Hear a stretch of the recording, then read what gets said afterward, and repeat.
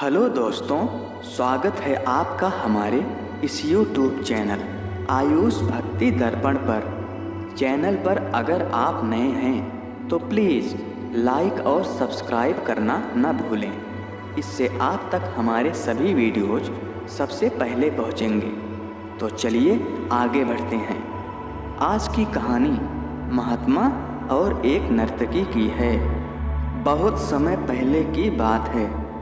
एक गांव में एक महात्मा रहा करता था। वह महात्मा गांव के सभी लोगों को प्रतिदिन उपदेश दिया करता था। उसी गांव में एक सुंदर औरत रहती थी जो पेशे से एक नर्तकी थी। वह लोगों के सामने नाचकर लोगों का मन बहलाती थी। इससे जो उसे मिलता था उसी से अपना घर चलाती थी। एक दिन की बात है, गांव में रात के समय अचानक बहुत बरसात होने लगी, जिससे गांव में भयंकर बाढ़ आ गई। संयोगवश उस बाढ़ में एक ही दिन एक ही समय में महात्मा और नर्तकी दोनों ही एक साथ डूबकर मर गए। मरने के बाद ये दोनों यमलोक पहुंच गए। तो धर्मराज ने कहा, इन दोनों को इनके कर्मों के पीछे छिपी हुई भावनाओं के अनुसार ही स्वर्ग व नर्क दे दिया जाना चाहिए। तो यह सुनकर महात्मा बहुत खुश हो रहा था, क्योंकि उस महात्मा को यह पूरा विश्वास हो गया था कि स्वर्ग में उसे ही भेजा जाएगा।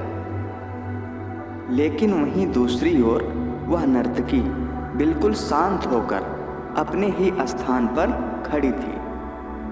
वह अपने मन में ऐसा कुछ भी नहीं सोच रही थी और चुपचाप शांत होकर सिर्फ फैसले का इंतजार कर रही थी। तभी धर्मराज ने घोषणा कर दिया कि महात्मा को नरक में भेज दिया जाए और नर्तकी को स्वर्ग में भेज दिया जाए। यह सुनकर महात्मा क्रोध में आकर धर्मराज पर चिल्लाते हुए कहा कि हे महाराज, ये कैसा न्याय है? मेरे साथ ये अन्याय क्यों किया जा रहा है? अरे मैंने तो जीवन भर सिर्फ भक्ति की है और लोगों को उपदेश दिया है, और आप फिर भी मुझे नरक में भेज रहे हैं। जबकि यह नर्तकी जीवन भर लोगों का मन बहलाने के लिए, लोगों को रिझाने के लिए नाचती रही, तो इसे स्वर्ग में भेजा जा रहा है। आखिर ऐसा क्यों?